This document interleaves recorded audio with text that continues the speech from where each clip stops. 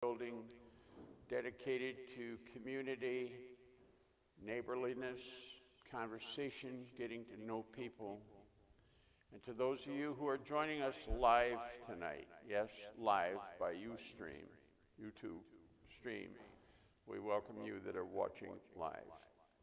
This will be archived and placed on the Town of Bucksport's website. There's a category on the website called Experiencing Bucksport. And if you scroll down, you'll find the Know Your Neighbor program at the bottom of that list. And all of the Know Your Neighbor programs will be listed there. And we're grateful to the town manager and to the town of Bucksport. Tonight, our guest is Meg Keay, business owner of the Port of Call. And I'd like you to join me in welcoming her right now.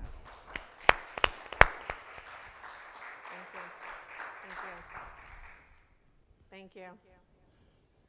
I guess it's nice to be here. Well, you're live, so be careful. There's going to be at least a few million people watching this tonight. Right? I better listen to him. How long have you owned and operated Port of Call? And tell the people, particularly those who are not familiar with it, and those who might go to the website when they're looking at Bucksport. Tell a little bit about where you are in Bucksport and how you came to be there and what it is Port of Call is. Okay. So thinking about the audience who, I know everyone here knows where it is, I hope, and patronizes it, but let's just say, for those who don't know. Okay. I started Port of Call 16 years ago in Eastport. It's kind of a long story about how I wound up there. But how did you get here? Right. So we were there for 13 years, and we lost the ferry from Eastport to New Brunswick, and we lost the ferry to Lubec, the passenger ferry. After we lost the ferry to Canada, it just changed everything within the Passamaquoddy Bay area on the New Brunswick side and on the U.S. side. And sales declined and just kept going down. So it was like, well, I guess it's time to move on. So I work in sales in tourism throughout Hancock and Washington counties. I used to also work in New Brunswick with that. And so I knew the territories, the towns pretty well. And I thought, I narrowed it down to two. One, which my husband would have absolutely hated, and I don't know where I would have lived. That's Bar Harbor. And then Bucksport. And I love my husband. We've been together almost 40 years, but he likes to live in the woods, and our home is pretty much in the woods. So I have to live where I work. So Bucksport was a kind of a nice in-between for the two of us, a town of about 5,500 people, not a town that's jammed with traffic all the time like Bar Harbor, so I guess it was kind of a nice compromise, and I liked the mix within the town. I thought, there's a bookstore there that's been there for a long time. That's usually a sign of strength of the community. There were a couple of places that sold wine. I thought, that's also a good sign. There seemed to be a good variety of restaurants. So I decided to come here. I looked at a number of places, and the one that was available and worked out was Rosen's building. So I've been in business a total of 16 years with Port of Call, 3 of them here. When COVID hit last year, with my big overhead and a locked door with nothing coming in, that was a lot of food for thought. It was about 8, 9, 10 months of a lot of stress. And I decided at the end of the year, I'm done. I can't do it anymore. And then at the end of the year, one word, I think I had a couple of days left of the closing, I got a call from a business owner that I had done a lot of business with during the past 15 years. at that time. And he said, "You're making a big mistake. You're a people person. You can't just close. I can't picture you working in a back room somewhere, filling boxes with orders and shipping them out. You need to be talking to people. You're a people person." I said, "Right, well, this is the end of the line on this one." "No," he said, "you need to take a long winter's nap and rethink this." Here I am. So I reopened, and I'm back. Meg, I need you to look at me while we're talking, okay? And then we're going to turn to the audience. Okay. This is like a fishbowl. But they're all my neighbors. I know. But they You're across the but bridge. they're not interviewing you. All right? Yes. They're going to get to see you, believe me. And we're going to both turn at some point. But, you know, I'm a people person too, and I need to be looking at the person Okay, I'm paying talking attention about. now. It's the old school teacher in me, okay? What can I Yes. say? Pay attention. Yes, sir. So, one of the things that you did that was very interesting that I remember when you were in the Rosen building, it was about the time Downton Abbey became a movie. Now, I know you and I had some thoughts about this.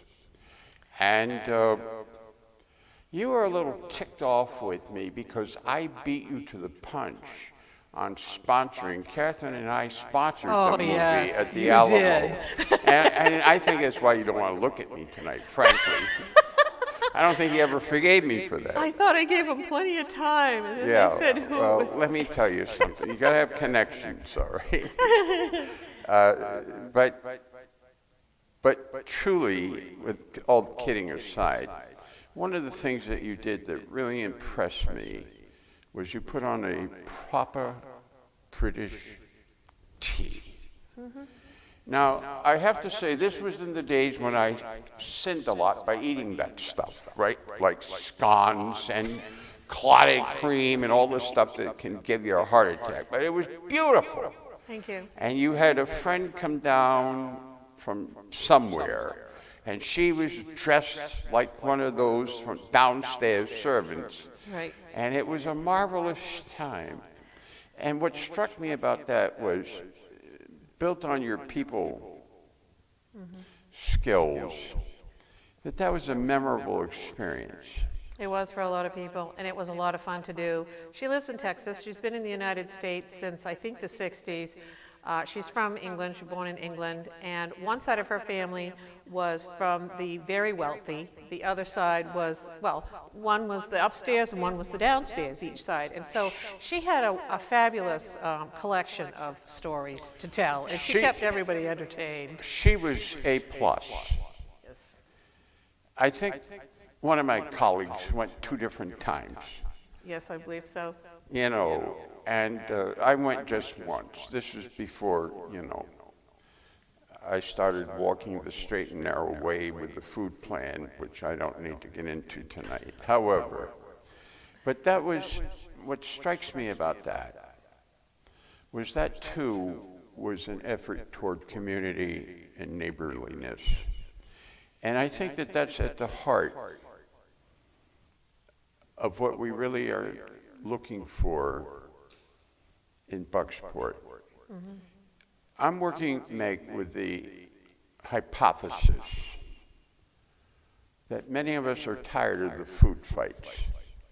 Right. We're tired of the argumentation. And we just want to know, I mean, it never ceases to amaze me that people are screaming and yelling at each other all over the nation, on social media and not, and they don't even know who they're talking with. And Wendell Berry, who's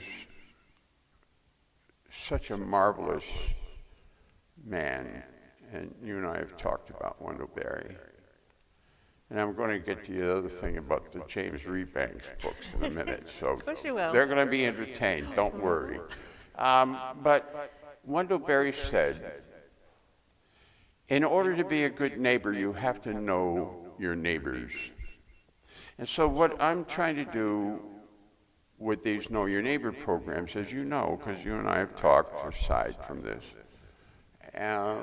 is that we need to have conversations.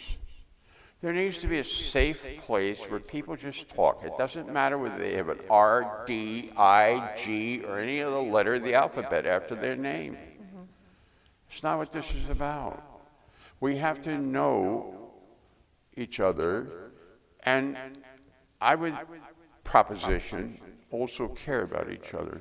So that event is memorable. And you let me go, even though I had beat you to the punch, and Catherine and I sponsored the movie first, right? Yeah. And then, But people sat around those tables and talked and talked and talked, and they relaxed and they enjoyed what they were eating and the tea as well. and they were delicious scones. I'll never get to eat another one again. And clotted cream reminded me of my wonderful professor and friend. She passed a couple years ago, Dr. Till Evans, who was a midwife in Britain at the age of 17 when London was having the hell bombed out of it. And Till and I, God, could she cook. And she used to make these wonderful scones and clotted cream and roast beef to die for. And the Oxford-style tutorial we had for that graduate course was one-on-one, and we were talking about education. We would go to the same restaurant every week for breakfast on the same day in Oakland, California, and we would talk about these important things, and it was a community. And for years after she retired from teaching a course on religion and education, not religious education, but religion and education, I never forgot what that kind of community, that kind of connection it was. And I loved her. I mean, we would write letters to each other. I would call her. I mean, she retired at 66. She lived to be 95. For the next 30 years, I'd send her books. I'd talk with her. And just before she died, she was going through things in her closet, and her son, who's a retired professor of mathematics in the West Coast, and daughter-in-law lived nearby. And she was starting on the goodbye path. And I knew that. She could carry on a conversation. And I think she knew my voice, but boy, she had lost a lot. But she came to her doctoral robe, hood, and she said to them, I don't need this anymore. And they said, well, what do you want to do with it? She said, give it to Stephen. And I have her doctoral hood. So this whole idea of what it means, whether it's one-on-one over breakfast, or whether it's at the port of call, we've got to, I think, start caring about each other. And so it's that conversation that I want to produce here month after month. And you've gone through a lot in business here. I mean, your credentials, you know, okay, you packed Martha Stewart's gifts for her high-end crowd, and you've got your bachelor's from St. Anselm's, and you worked in your family business, and you learned, just like in the Wendell-Berry tradition, what you learned from your parents, your mother, who's very important to you, and all of that. You came up that way. Yes, you got a degree in management and whatever from St. Anselm's in Manchester, which is a fine institution. But truthfully, you learned the family business the way I did from the family, right? That's true. That's So, you know, there you have it. I think community is about a lot of little things that make up the whole.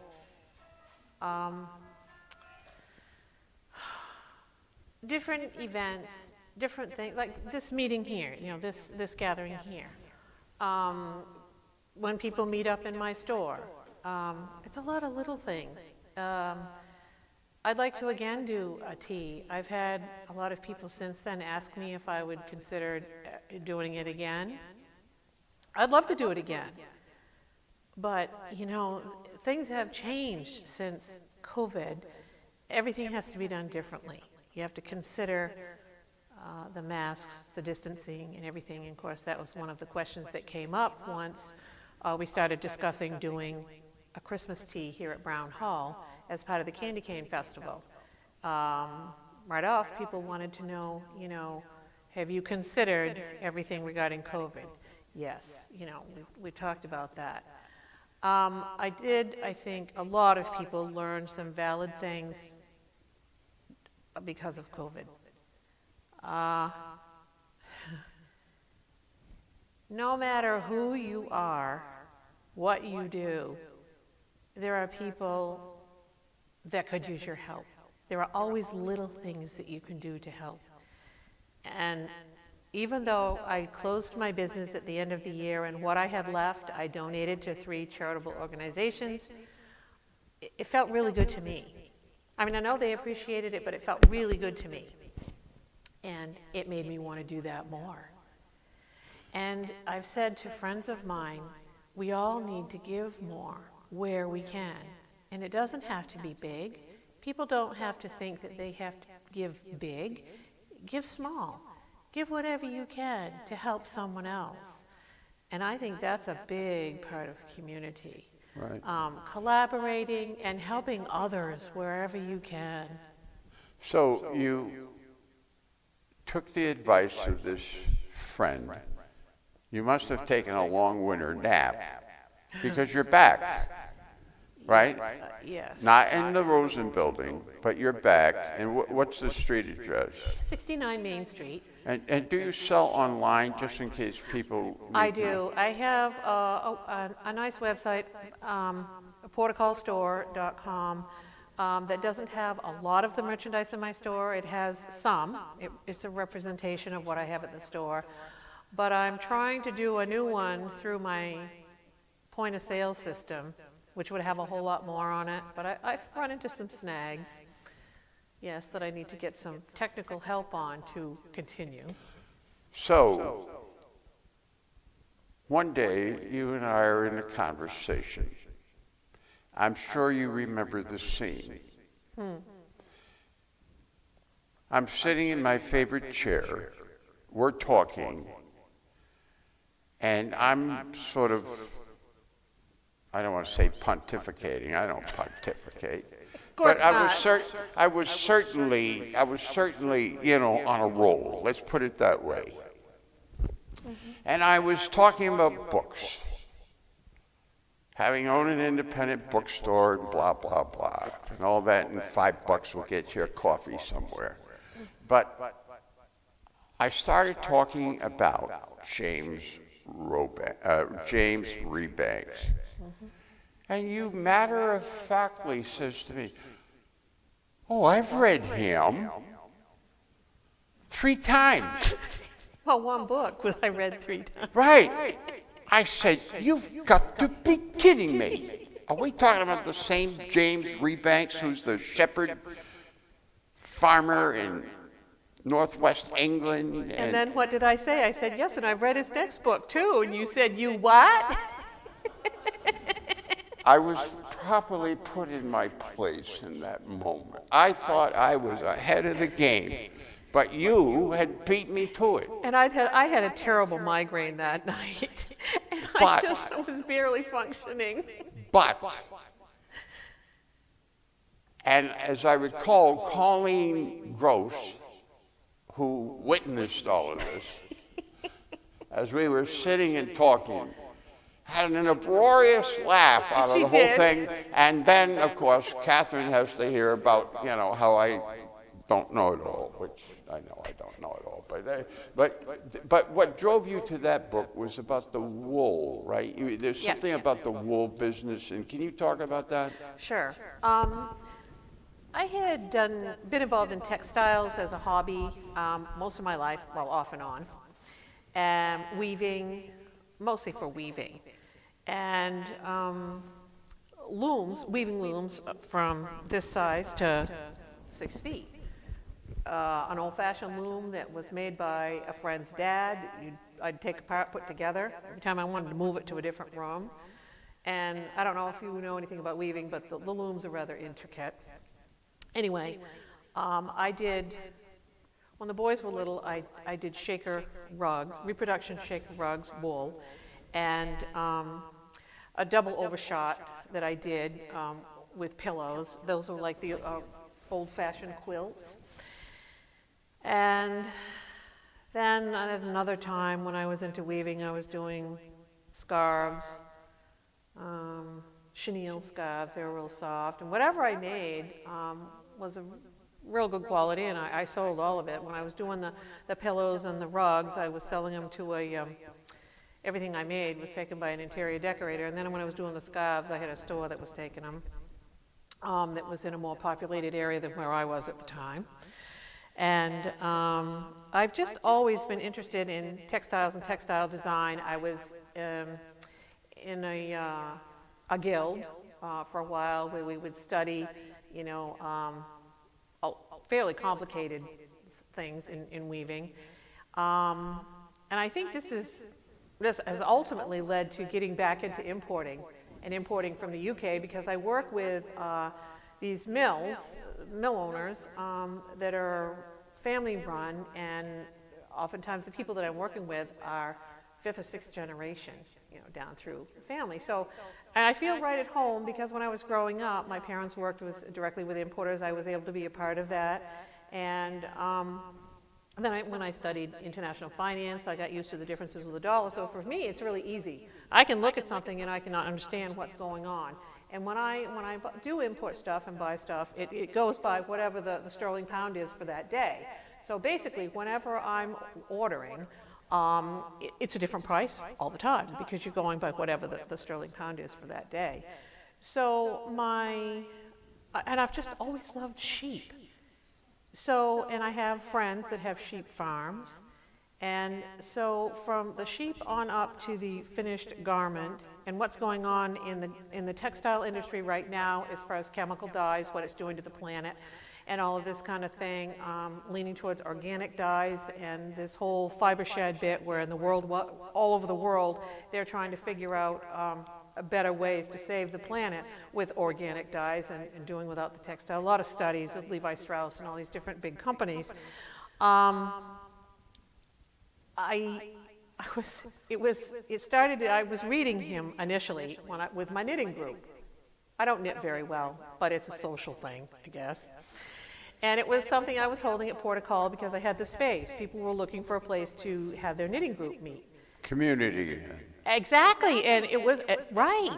And somebody would do treats each time, and I would provide the coffee or tea. And the group was growing and growing. So anyway, I came across this book called The Shepherd's Life, and I read it, and it's like, wow, that's really deep. That's wonderful. That's fabulous. And I couldn't put it down. I had to keep reading it. And I would pick it up every now and then, read it again. So when he came out with his new book, I had to read that too. But basically, what it says, it takes place in the area of England where the fells are, where the sheep go on their own, you know, in herds in different seasons of the year. And he talks about all that he learned from his grandfather and the sheep farming and today's world and yesterday's world and all of that. But it's up in the area where Beatrix Potter bought all those farms. Right. That valley, I can't think of the name of it. Anyway, the Lakes region. Up in there, and it's a beautiful area of the country. And he he's watching the tourists with their binoculars, you know, looking at the greenery and the valley and the rivers and everything, and the sheep, and all dressed up and their fancy clothes and everything. And here he is, a farmer, and he's thinking, they haven't a clue. They haven't a clue. You know, because the farmer's life is a hard life.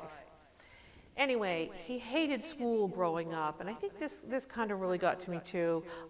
We have twin sons. They're now 38, they'll be 39 in March, and one of them was learning disabled. He was dyslexic, and he had brainwave interruption from the eyes to the brain and the ears to the brain.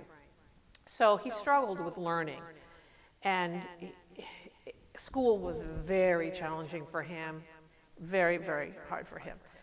He didn't actually like learning until he got into the service, and they taught by demonstrating and talking and everything. It was a different way of learning, and he discovered he loved learning. Well, it was the same way with this James Rebanks. He was flunking out and getting D's and hating school and everything, and I think he made it to 15 or 16 and quit. He hated it so much. Couldn't stand it. He thought it was ridiculous because it wasn't going to help him with the sheep. It wasn't going to help him with the farming, all this stuff he had to learn. So he was going to the pub and playing some game. He got on some team. It was where they'd ask questions. And he was reading. He was discovering these books on his grandfather's bookshelf that he actually was interested in. And so he was gaining knowledge with these books. And somewhere along the way, he met a woman who said, "You're really smart. You need to really apply yourself and go back to school and finish school." Well, he ended up going to Oxford, and he had very high grades all the way through. And today, he's a prominent writer. He has a huge Twitter account. He had to be talked into even doing the Twitter account for his farming. And he goes all over the world to speak. But he was challenged growing up with studying and learning, and then how he overcame it by reading and discovering that books were written actually about topics that he enjoyed. And it was kind of that same way with our son. And he's a top paramedic. He's very good at his job. Wherever he's worked, the guys, if they can't revive somebody, they come to him, and he brings them around. And he loves his work, and he loves working with people. And when he first went in the service, and they had to learn the initial things about medicine, I told him, and he's very calm, laid back, I said, "You can practice on me anytime with your needles. But I'll tell you, his twin brother, I told him he would never touch me with a needle. He was just, he'd rather ram it in and get going to something else, you know. That's the difference in our sons. But, yeah, the difference in the kids. And, yes, So, I can see, yes? No, it's good. I think that one of the things that I've learned by reading James Rebanks, The Shepherd's Life, and then I got the British edition. It came out in Britain first, and then now it's Right. in the United States. I think It's called the pastoral or something like that, isn't it? Pastoral Song. Pastoral, yeah. Yeah, and the point is the word pastoral in the Old English. I mean, we call ministers pastors and whatever, but the word pastor in English actually goes back to pasture, and the idea of shepherding, and that religious leaders are shepherds of the flock. So that's just the etymology of the word. But he was a reader. He hated school, but he read. He loved to read, yeah. Right. Lisa, I think that's really significant, you know, that Yeah. Yeah. reading and having books available made a difference with him. It transformed his life, right? And so then he did have this person tell him, you need to go back and take your, She ended up becoming his wife later, in later years. you're spoiling the storyline. Oops. No, all right, so you let the cat out of the bag. But he passes his exams, which you have to take in England. Right. and he went to Oxford. Yep. But he would go home every week to work on the sheep farm. He didn't stay around. No, he didn't. He didn't stay around Oxford and just hang out. No, went But on he the learned farm. to write and read. He got his Bachelor of Arts from Oxford. But he couldn't wait to get back to the farm. But one of the things that I'm noticing, and this is where he ties into Wendell Berry and what I think is going on in the state of Maine, in our own community, is that the diminishing of family-owned farms. And in his case, they could not even afford to buy the original homestead. Right. And I saw this posting lately that they put up about, I think it was his wife. Is it Helen? That sounds right. That sounds right. Yeah, I think it's Helen. Said that she walked by the old home place and it was falling apart. I mean, is that a story of Maine or not? I mean, it really is. And yet, Beatrix Potter had a huge thing. That was new information to me, that she was really, all the money, I mean, she wrote all those little green books. yeah. Those of us who remember reading them 100 years ago or less. She bought a lot of land and dedicated it to land trust. And she was also a good dealer in sheep stuff. I mean, the shepherds really respected her. Yes, they did. And so, but what I see now, bringing it to Bucksport, is that not only did Rebanks have a community, and of course, he's been called the Wendell Berry of England. Wendell Berry doesn't do book introductions because he said everybody will ask me to do it, and he's getting up there in years.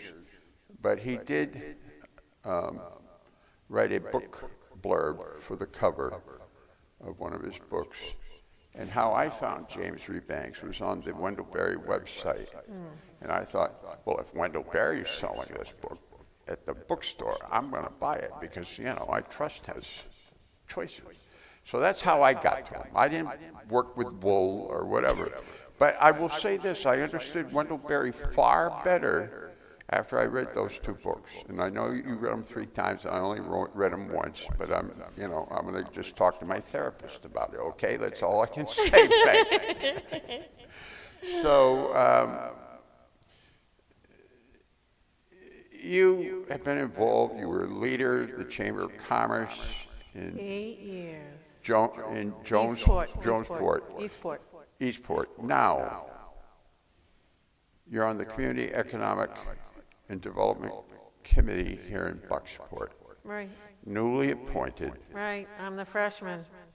You're what? I'm the freshman on the crew. You know, like in Congress, I'm the freshman. Okay. Learning a lot, real fast. So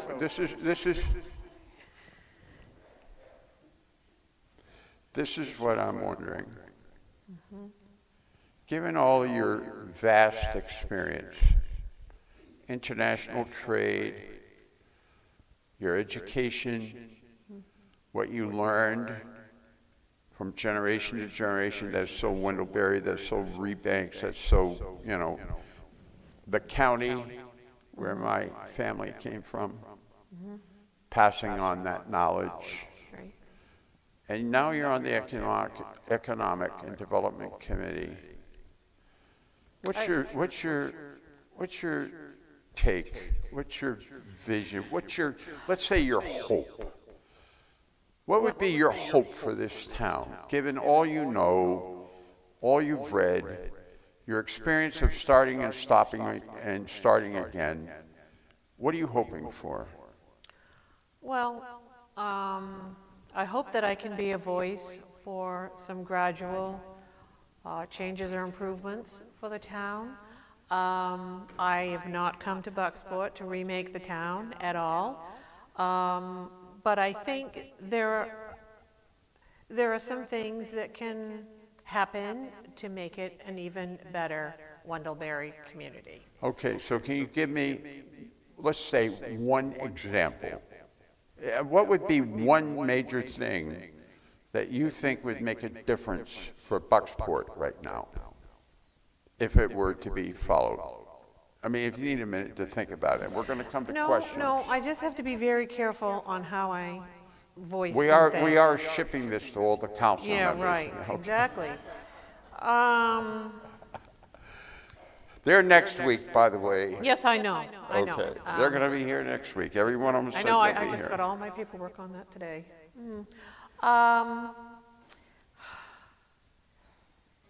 Okay, yesterday a lady that came into my store first thing in the morning got into a discussion, just chat with me after she made her purchases.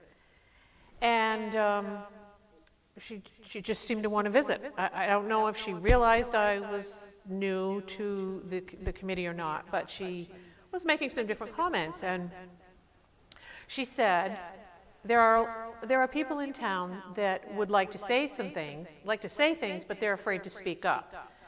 And I said, well, I'm not one of those people that are afraid to speak up.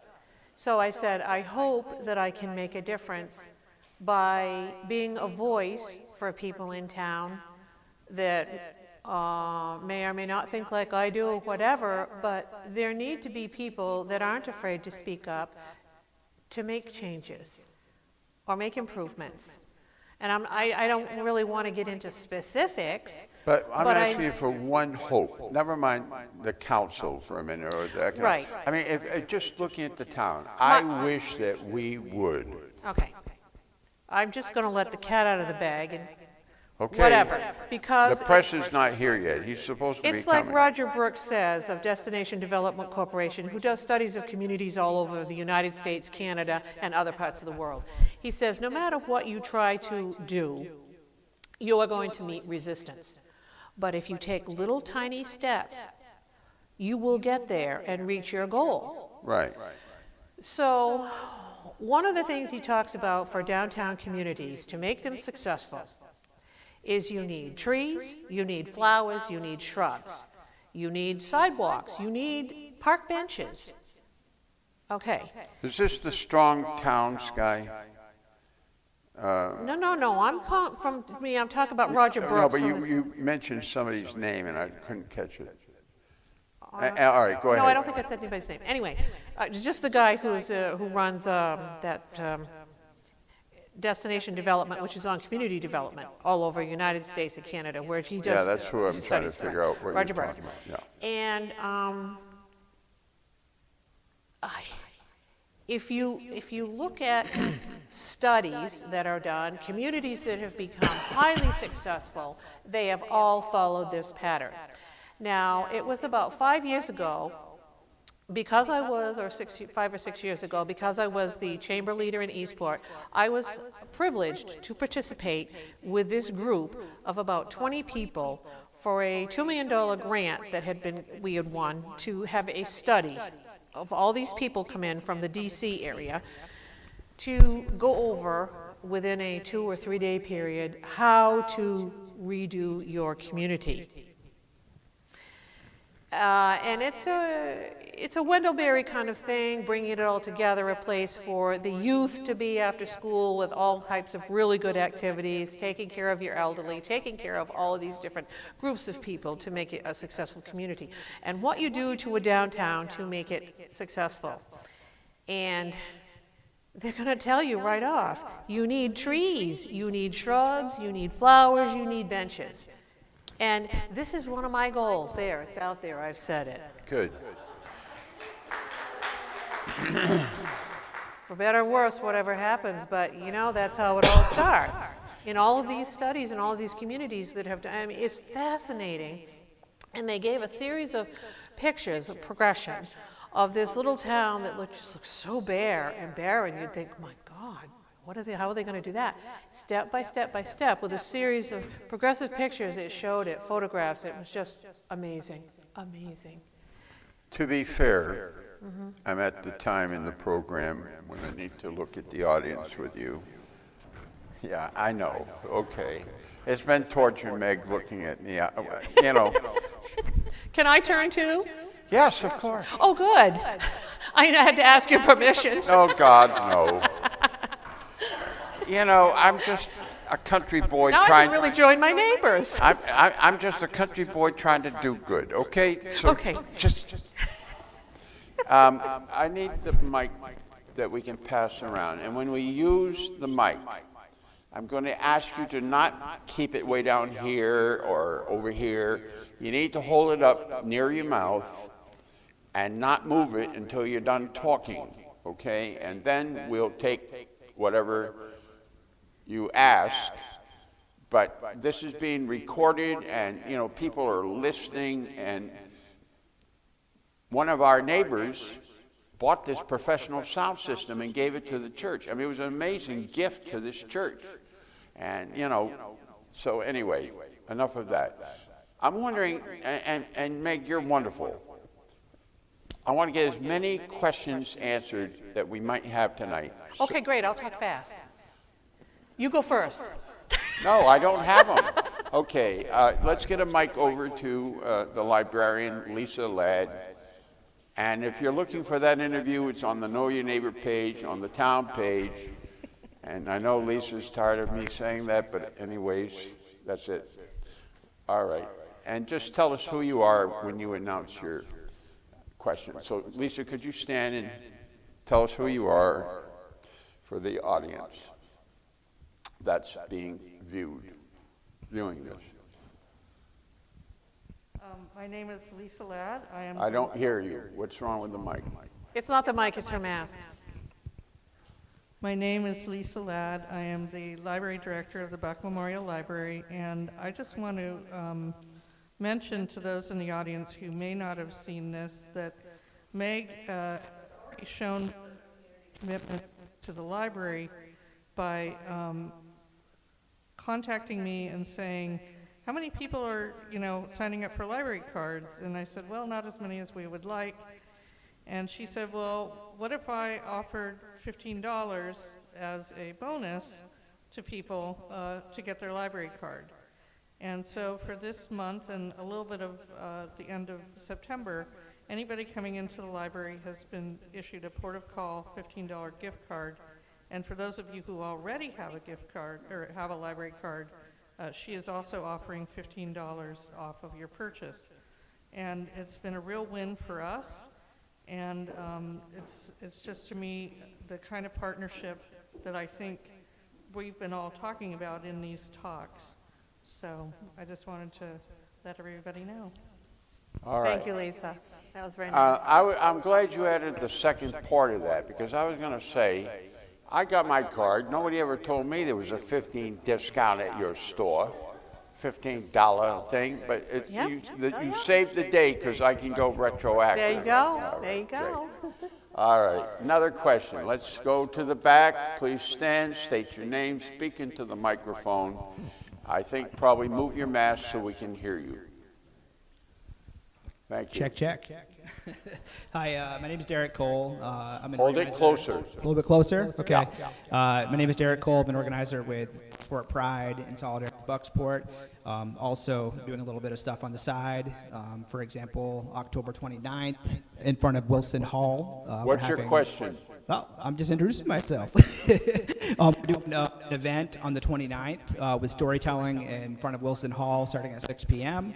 I'm only bringing that up because as a creative person in this community, I found that I've really had to dig my way in and find where my outlet can be. And unfortunately, I've found that that outlet is through myself.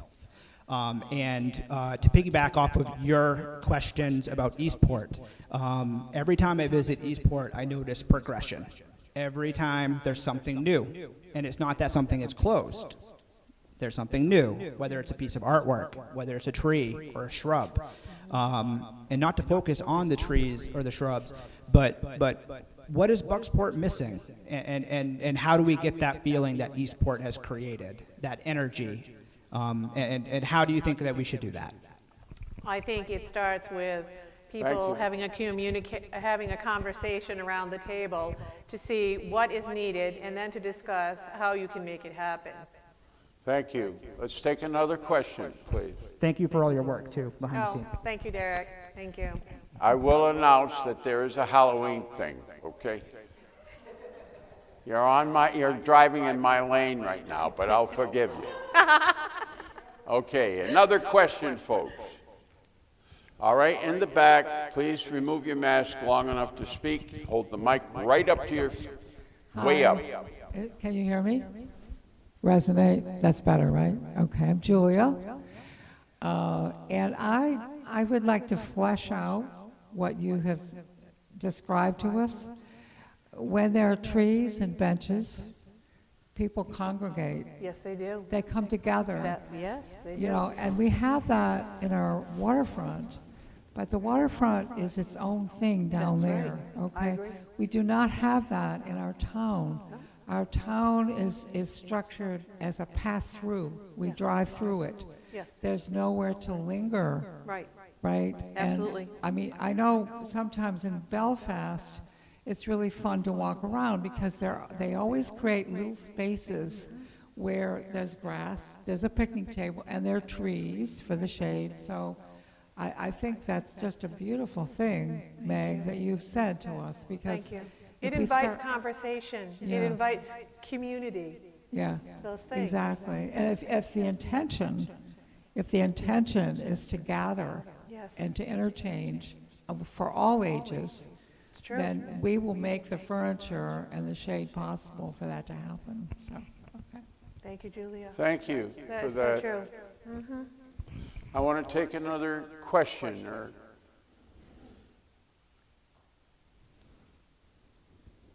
Wow, I was that good? I think, and Ann, I'm looking to you because you probably would know this, but there was a time on Main Street when there were a lot more trees, and weren't they hit with the Elm Tree disease at some point or something?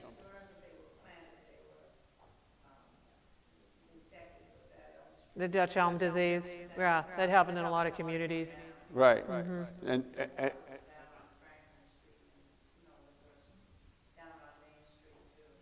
so, I mean, I think the point is well taken. What do we do? I mean, we can't just say, well, they died, so, we're never going to do another thing. But No, we'll just plant another species. right.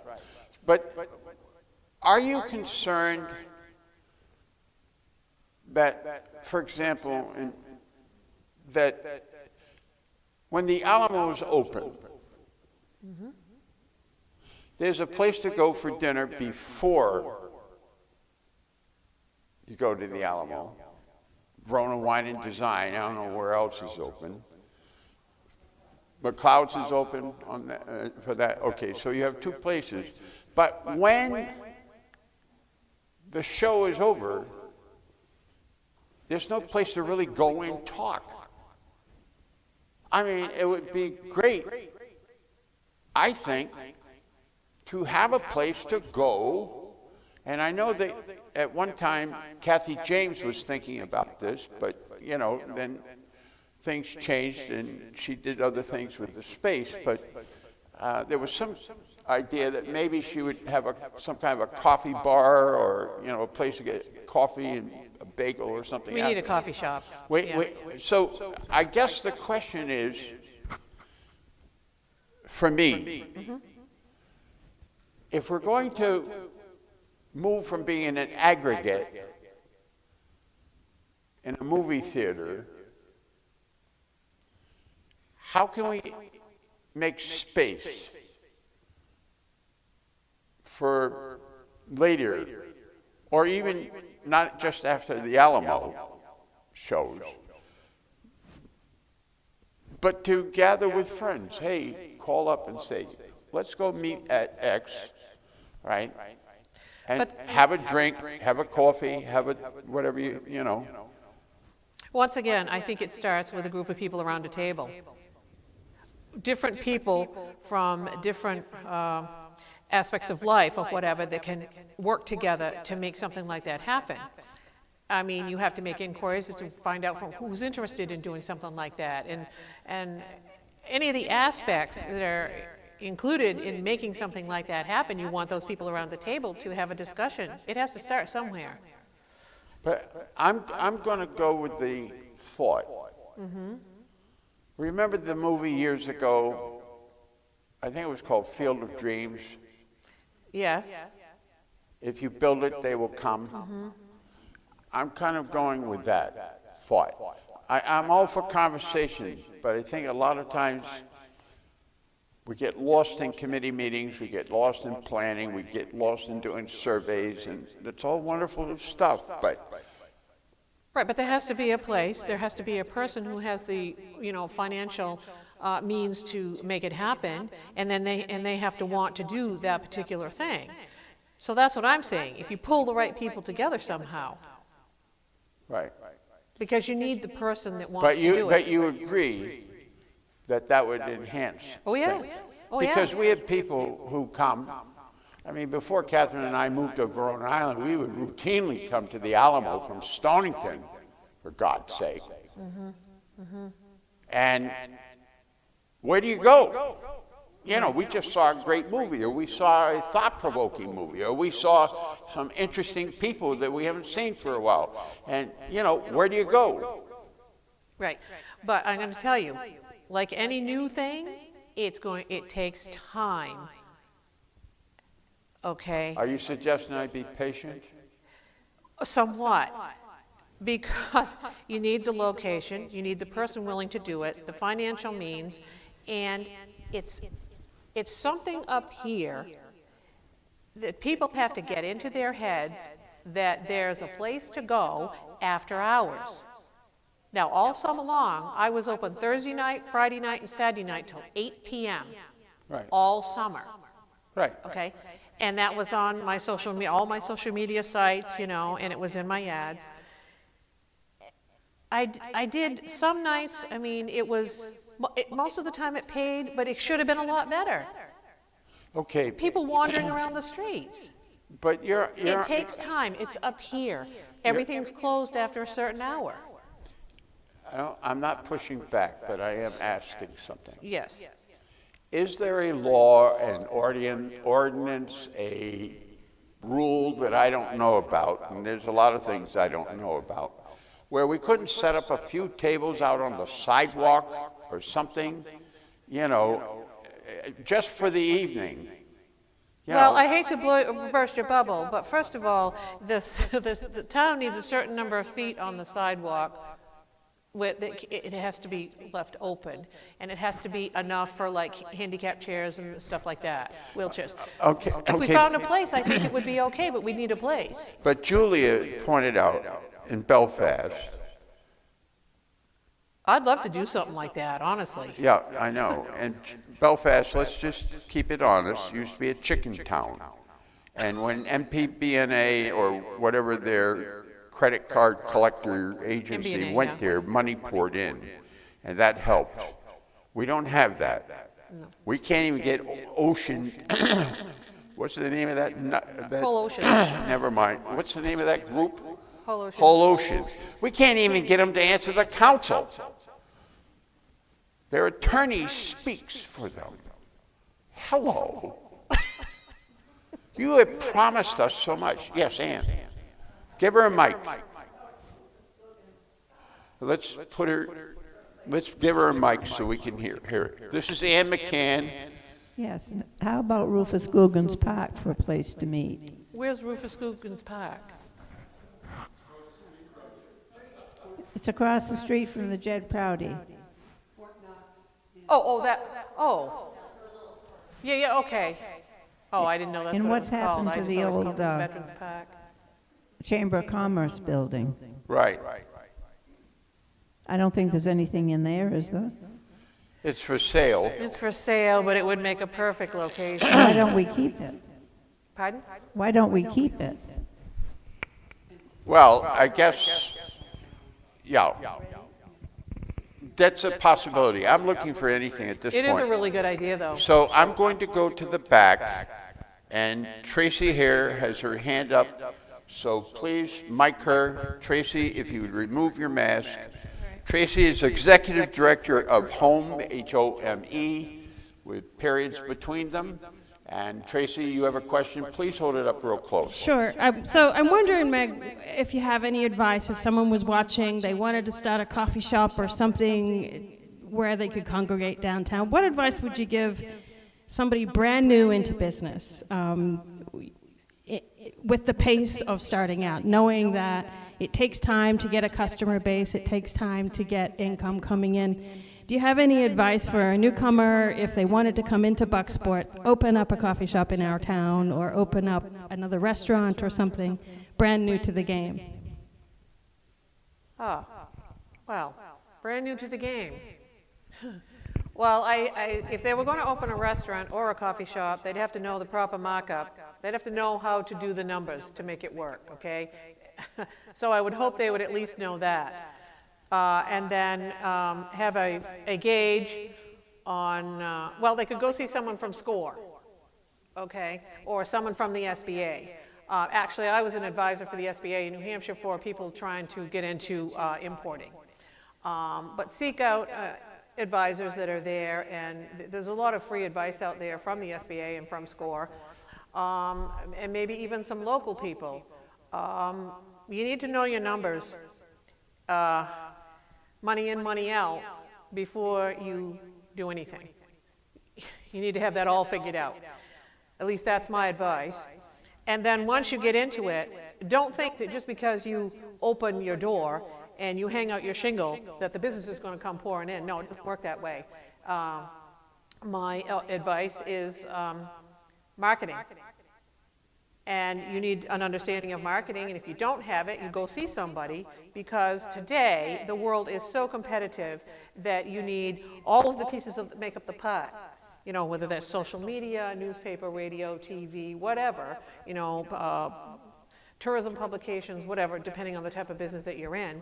A little bit of this and a little bit of that is what makes up the whole pie to make it all count, because people may read about you here, or they may see you, your name, your branding in all of them and say, gee, I need to go there. Because it takes seven times for a person to see a name of a business before it really registers up here, oftentimes more.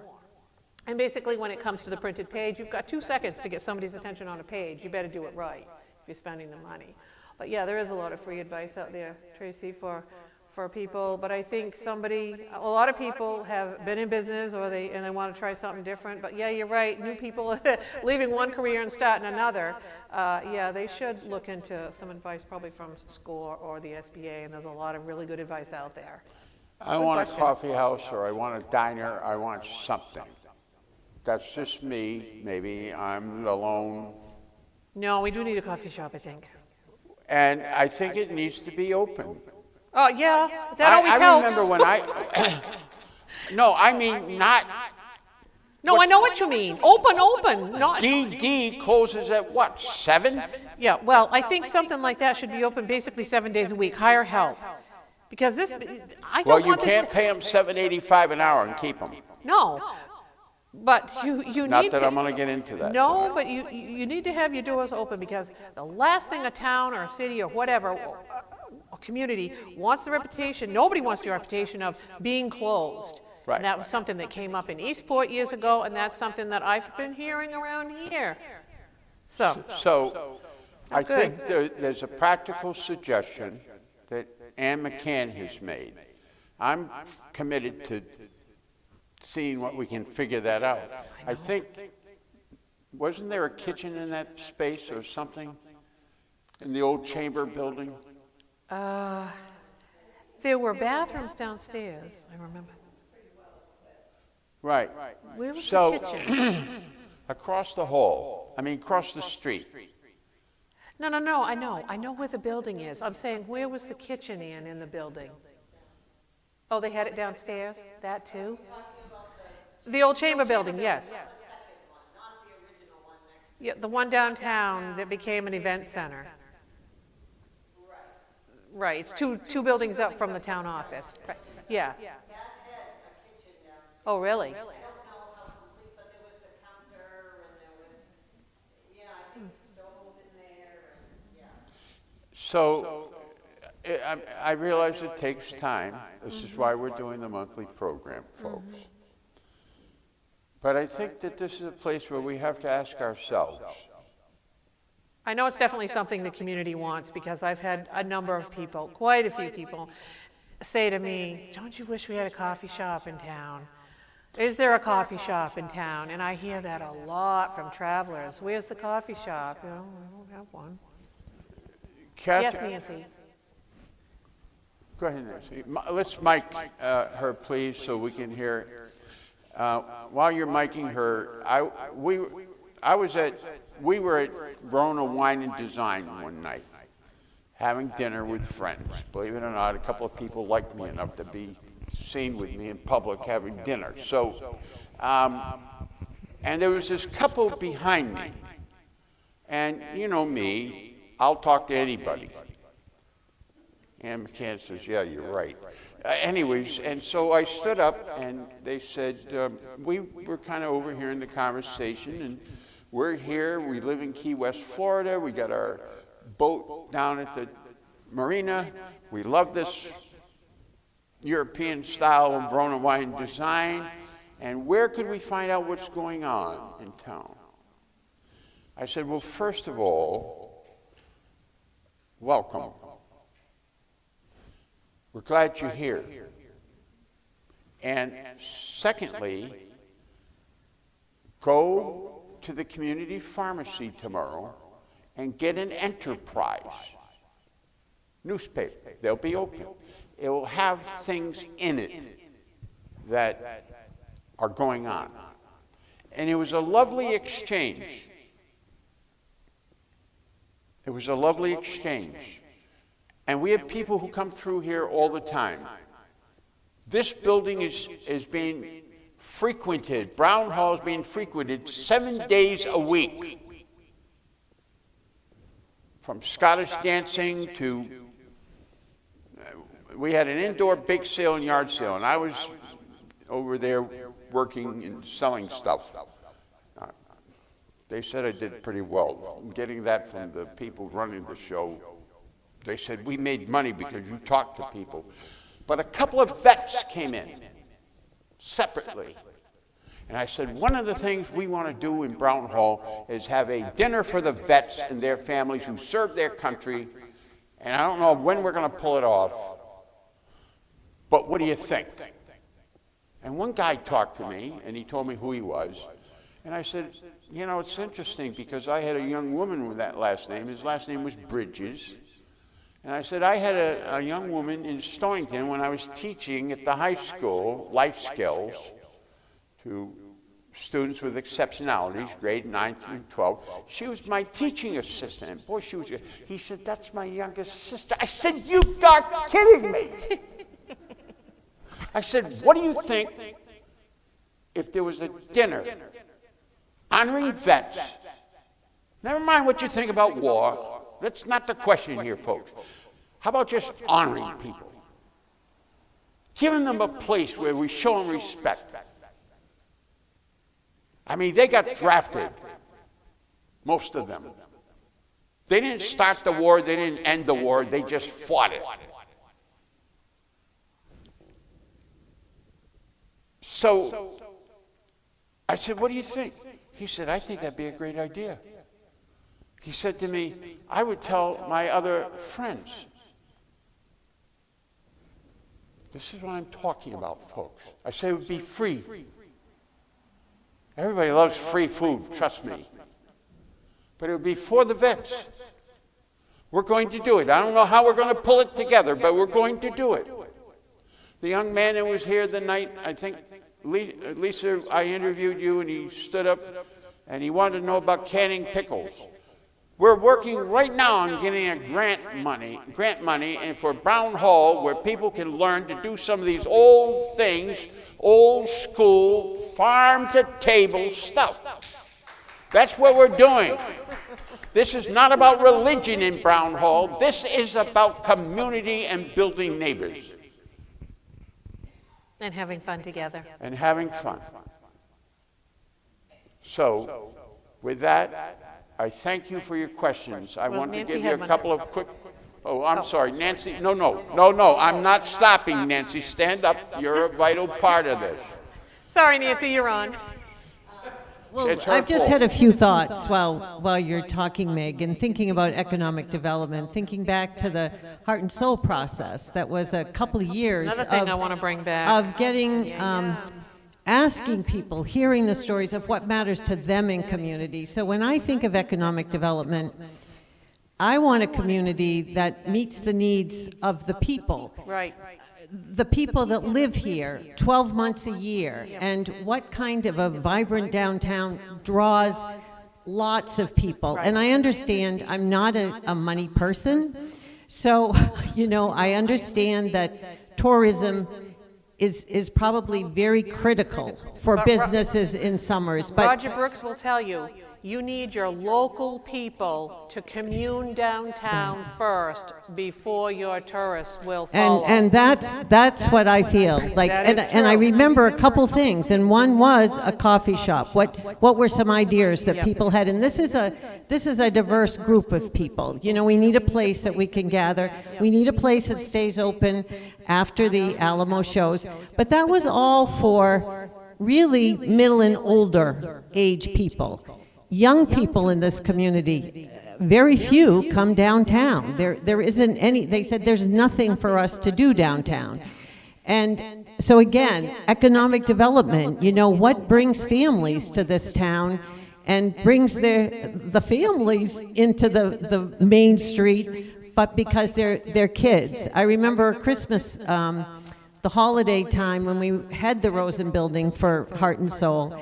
And we had gotten a young high school group together to help with this project. Well, they wanted to, we said, what do you want to do for this? They wanted to do the parade. They wanted to have the float. They created the whole float. And they said, and we want to invite everybody back into this place. The Rosen Building was packed. They were going around. They were in charge, getting stories from people of... So I think youth should be a really important focus for economic development in this town. That, and the other thing that was very familiar, and it struck me when you would say, well, what kind of store, what would you want to see in Bucksport? And it was a Rennie's. It was a store like a Rennie's that people are leaving town for a lot, to go to the Walmarts, to go to those, and here, in that. And Bob and Cleo, I don't want to go on, but those were a couple ideas that I remember. They're probably even on the list of the 82 ideas, but in terms of economic development, yeah, I want things open in the winter. I don't want everything to shut down. This is where I want to come down and walk in the... So, anyways, for what it's worth. No, thank you, Nancy. And I would like to add that this Roger Brooks, I'm a member of this organization, and I pay dues every year. In their resource library, I think there are about 100 different films that you can, I can watch at any time on community development, and it's all broken down by area, stores, history, blah, blah, blah, all these different areas. And he speaks directly within them, step by step by step, and all the things you can do for youth and all the things you can do to get your families downtown. But he emphasizes over and over that the tourists will not gather in your downtown until your own community is there first. You build it for your own community, and then the other will follow. We need to think intergenerationally. This is in the library, it's happening over there, it's happening here. I was sitting in front of the post office at 5:12, and the person driving me at the time ran in to get something mailed, and there were 4 young people walking up the street. And they were dressed like kids dress. And my window was down, and I just said, hi. The first one said to me, and I was in a blue suit and white tie and, old man stuff, right? He looks at me and says, you look like you're dressed for work. And he wasn't sarcastic, he was serious. I said, I am. 2 girls, 2 boys, 2 of them were people of color. I don't remember which gender was which, it didn't matter. He said, you look like you're dressed for work. I said, I am. The second one said, I like the color blue. The next one said, I like your blue suit. And the fourth one said to me, I was waiting for the fourth one. I mean, this was getting better for the moment, by the moment. And fourth one said, I do too.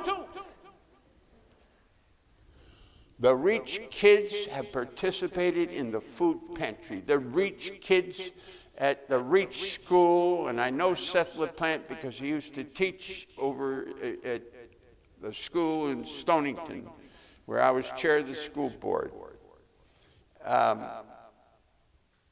Those young people, when the Grace program was here, they would, not here, but downtown, right? I'm getting my ducks in the wrong pond now, but I got the look, so I know I got my geography straight. Down at Kathy's lighthouse. And they had to take turns because they were so interested in the arts. I'm saying if we want to engage young people intergenerationally, first of all, we have to treat them with respect. We can't judge them because they wear tattoos or they have rings in their noses or whatever. Let's get over it and respect them, because what we sow is what we reap. And if we treat people respectfully, whether they're 2 or 102, they will be treating us likewise.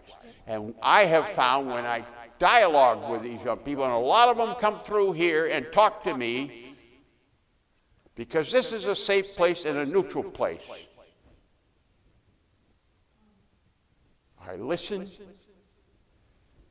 and I help. Monday, I worked here.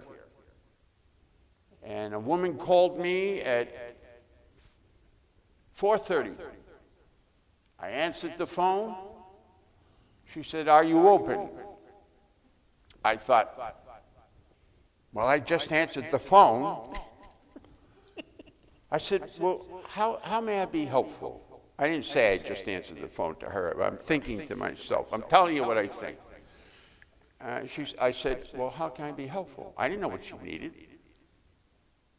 She said, I need to know when the food pantry's open on Monday nights.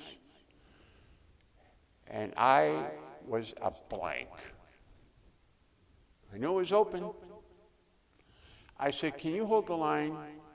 And I got on my dumb phone because I was on the landline. Don't tell me it's a smartphone and it's misnamed. And I called the person who would know, and I said, help me out, when is it open? And she said 5:30 to 6:30. I got back on the line, and I said, ma'am, it's open 5:30 to 6:30. She said, great, I'm calling for my daughter. I'm surprised you're open on a holiday. And this is what I said. Hunger does not take a holiday. She said, thank you. And they had more people at the food pantry that Monday night than they usually do, because as the article came out today, and I haven't read it, but it's been reported, we've got a huge food insecurity problem in the United States, and Maine is one of the top things. Folks, this is why we have this meeting. This is why Brown Hall is here. I want to just give you a couple of quick announcements. I promised Derek, who's looking at me with daggers. Derek has a wonderful program sponsored to favor the library. There's a poster out on the bulletin board about the telling of stories, Halloween. All the details are there. I support it. Derek, you're doing a good job with this kind of stuff. I really thank you for that. And I was going to mention it, but okay. I just repeated it. Next Tuesday night, from 7:15 to 8:45, I'm going to be interviewing all the council candidates. It will be done fairly, and there'll be a statement released by defining what I mean fairly. For the record, I'm not honoring gotcha questions. And I've had phone calls, and I've had people talk to me, and I've had people try to get in butter on the bread. And I listen. But it will be very fair.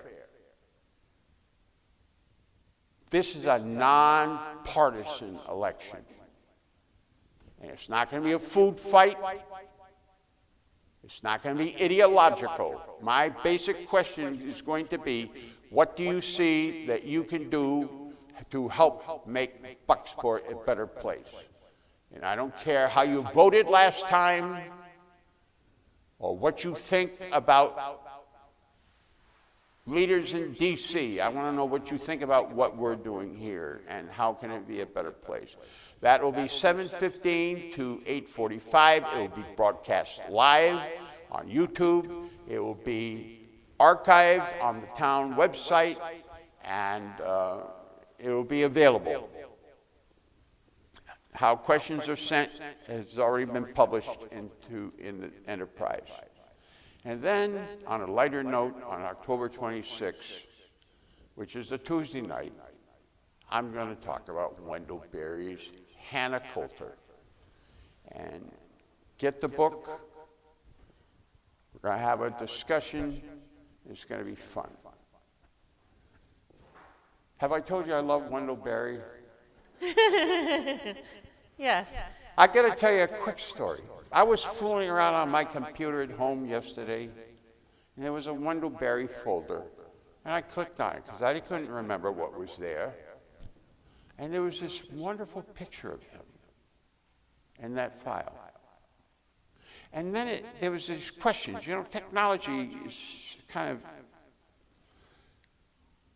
Well, anyways, the question was, would you like to make this your desktop photo? I said, yes, Jesus! And I hit yes on that sucker. And when I opened my computer at home, there is himself, Wendell Berry. I've become an evangelist for Wendell Berry. Really? You could have fooled me.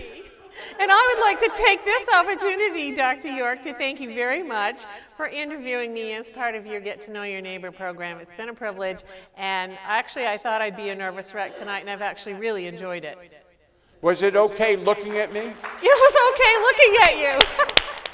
All right. Next month in November, it will be Jane Donnell, the second Tuesday from the Alamo, and hopefully our beloved Phil. You all know Phil. And if he's up to it, he's coming along for the ride. And that's going to be a hoot. And then in December, the second Tuesday of the month, James Boothby, the superintendent of schools, I called him, and I got, of course, the intermediary who answered the phone. And I said, this is Dr. Stephen York. And I said, I'd like to have 5 minutes with the superintendent. Is he available? He went, paused for a moment. And then I think maybe looked to see what kind of signal she was going to get. And she said, what did you say your name is again? I wanted to be offended, honest to God. I said, this is Dr. Stephen York. He knows who I am.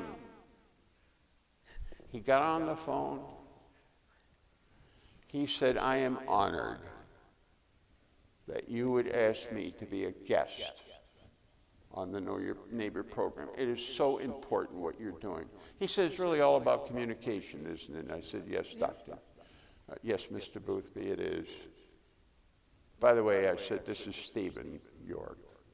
The secretary was trying to get through. You know, I said, Dr. York. But when he got on, I said, Jim, this is Stephen York. He said, hello. I said, will you be my guest?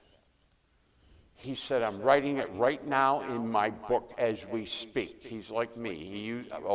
I use a Wendell-Berry pencil. That's another whole story. No little fetish there at all. You heard that, didn't you? Your hearing is better than you let on. No, I didn't hear it, but I'm going to quiz you later. I'm sure you will. I'll be waiting. So all I'm saying is, folks, this is our effort to build a neighborhood, to build the spirit of neighborliness. And it can be fun. And it can be a ton of fun. Yeah. I love you, Meg. Thank you. Thank you, everyone. This has been Brown Hall, Dr. Stephen York. Thank you for joining us by way of the internet.